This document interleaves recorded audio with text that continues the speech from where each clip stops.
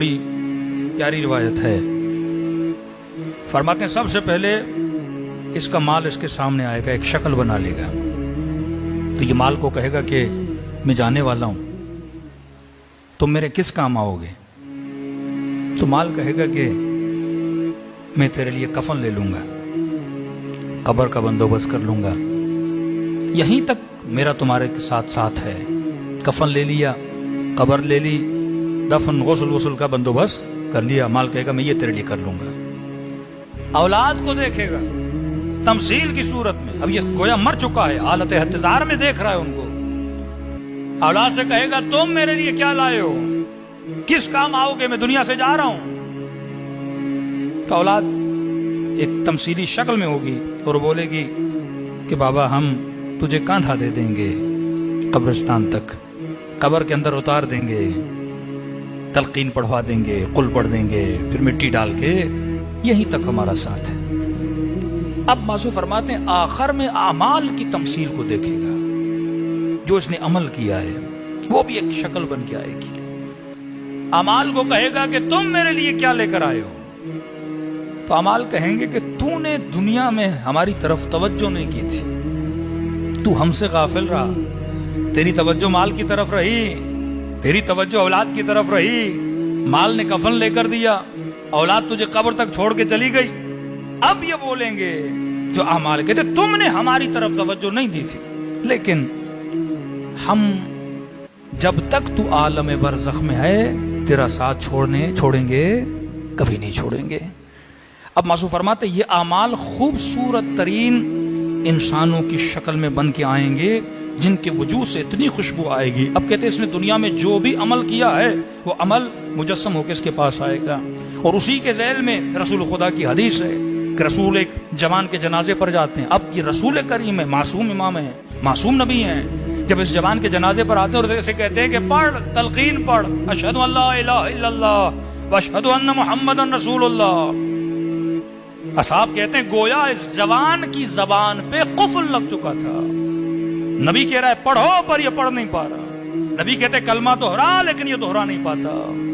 कहते फौरन रसूल खुदा ने इसकी मां को देखा, कहा कि खातून क्या बेटे से नाराज हो? कहते हाँ या रसूल अल्लाह, 7 साल से इससे नाराज हूं, बदतमीज था, दिल भरा हुआ है मेरा इससे। नबी ने फरमाया नाराजगी दुनिया में अब ये वक्त सकरात है, ये वक्त नाराजगी का वक्त नहीं है। देख नहीं रही हो मैं मुस्तफा कलमा पढ़ने को बोलता हूं, लेकिन उसकी जबान पर ताला लगा हुआ है, कलमा नहीं पढ़ पा रहा तेरी नाराजगी की वजह से।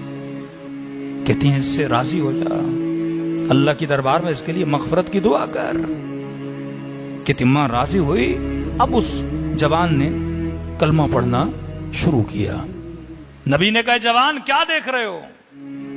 कहता या रसूल अल्लाह एक काले रंग में शख्स है, बेइंतहा बदबू आ रही है, सांस लेना मेरे लिए मुश्किल है। फिर नबी ने उसे कुछ मदह इलाही के कलमात सिखाए